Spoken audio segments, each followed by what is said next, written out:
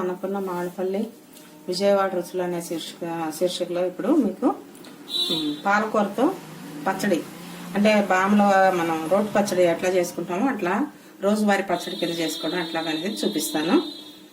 దీంట్లోకి ముందు పాలకూర శుభ్రంగా కడిగేసుకొని పెట్టుకోవాలి, కట్ చేసుకోవాలి. దాంట్లో ముందు దాని తర్వాత దాన్ని వేయించుకోవచ్చు. ముందు మనం తిరమాత వేయించుకుందాం. ఏమేం కావాలనేది మినపప్పు, ఆవాలు, మెంతులు వేసి ఎండుమిరపకాయలతో తిరమాత వేయించుకుందాం. ఇదిగోండి మినపప్పు వేసాను, ఆవాలు,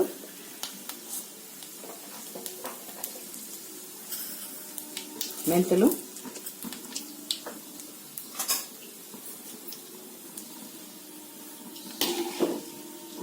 ఒక 10 ఎండుమిరపకాయలు కావాలి, ఎండుమిరపకాయలు తీసుకోవాలి. అలాగే ఒక 8-10 పచ్చిమిరపకాయలు కూడా వేసుకోవాలి. చివరి ఆకల్లో పోపు పెట్టుకుంటాం. దాంట్లో ఆ పోపులో ఇంకొక ఎండుమిరపకాయలు, ఆవాలు వేసుకొని మనం పోపు పెట్టుకున్నాము. ఇప్పుడు పచ్చడికి కావాల్సిన పోపు నూరుకునేది మటుకు తీసుకొని వేయిస్తున్నాను నేను. ఇదిగోండి ఆవాలు వేగిపోయాయి, మెంతులు, ఆవాలు వేగిపోయాయి.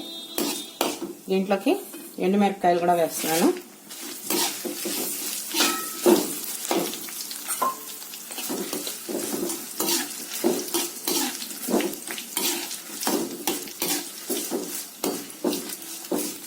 తిరమాత వేగిపోయింది.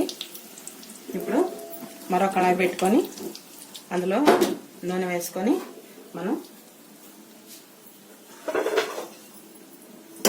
ఇంకో కళాయి పెట్టాను. అందులో నూనె వేసుకొని మనం ఆకుకూర,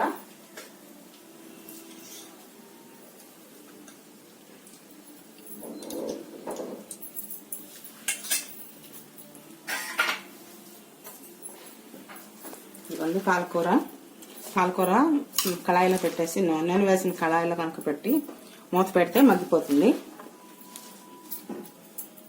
చూడడానికి ఇంత ఆకులాగా కనిపిస్తుంది, అమ్మో బొడి పచ్చడి అయిపోతుందేమో అని అనుకోకండి.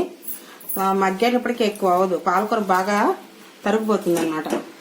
అందుకని మనం కొంచెం 4 మనుషులు ఉన్న ఇంట్లో తినాలంటే కొంచెం పాలకూర కనిపించేలాగా ఇలాగా ఒక గుప్పడ ఎక్కువ చేసుకోవడమే మంచిది. అది వేగిపోయిన తర్వాత చాలా కొంచెం అయిపోతుంది. పచ్చడి చేసేసరికి ఆ ఇంట్లో వాళ్ళందరూ తలా కొంచెం రుచి చూడాలంటే కొంచెం ఆకుకూర కనిపించేలాగా ఎక్కువ తీసుకోవడమే మంచిది అన్నమాట.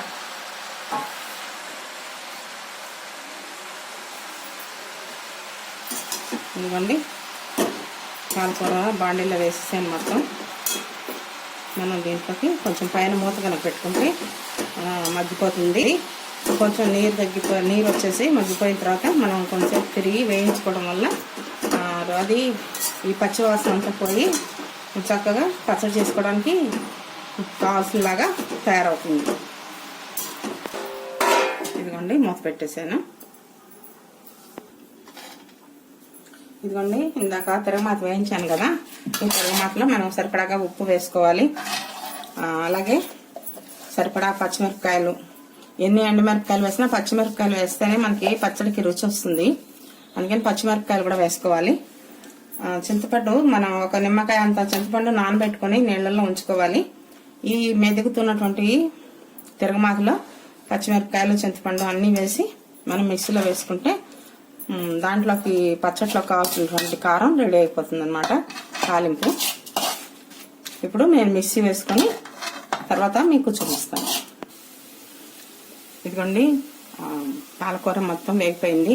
చూసారా, అంత పెద్ద పళ్ళెల్లో అంత ఆకు చూస్తే చెరుకు వేయించేప్పుడు ఎంత కొంచెం అయిపోయిందో. అందుకని తీసుకునే క్వాంటిటీ కొంచెం ఎక్కువగా తీసుకుంటే అది ఉడికి వేగి తయారైనప్పటికీ క్వాంటిటీ తగ్గుతుంది, మనకు సరిపడాగా పచ్చడి వచ్చే మాత్రంగా ఉంటుందన్నమాట. ఇదిగో ఈ పాలకూర ముద్దని నేను ఇప్పుడు మిక్సీలో వేసి పచ్చడి అయ్యాక మీకు చూపిస్తాను. ఇదిగోండి పాలకూర మొత్తం పచ్చడి మిక్సీలో వేసుకోవడం అయిపోయింది. ఈ పచ్చడి ఇలా ఉంది. దీంట్లోకి మనం కొంచెంగా ఆవాలు, ఇంగువ వేసి చిన్న తాలింపు పెట్టుకుందాం. ఎండుమిరపకాయలు వేసి ఆ రుచికి పచ్చడి ఇంకా కొంచెం మరింత రుచికరంగా అనిపిస్తుంది. ఇదిగోండి నూనె వేడపడింది, ఆవాలు వేస్తున్నాను.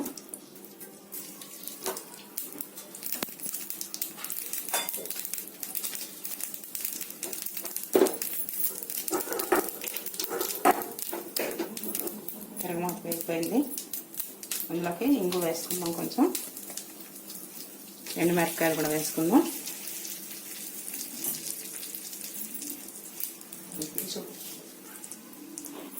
ఇదిగోండి, కొత్తిమీరతో గార్నిష్ చేసుకొని, కొత్తిమీర అందులో ఆల్రెడీ వేసాను పచ్చట్లో, మెదిగింది.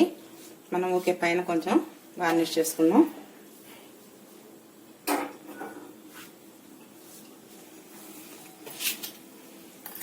కొత్తిమీర పైన ఈ తాలింపు వేసుకుందాం. ఈ తాలింపుతో పచ్చడికి మరి కొంచెం రుచి వస్తుంది అన్నమాట.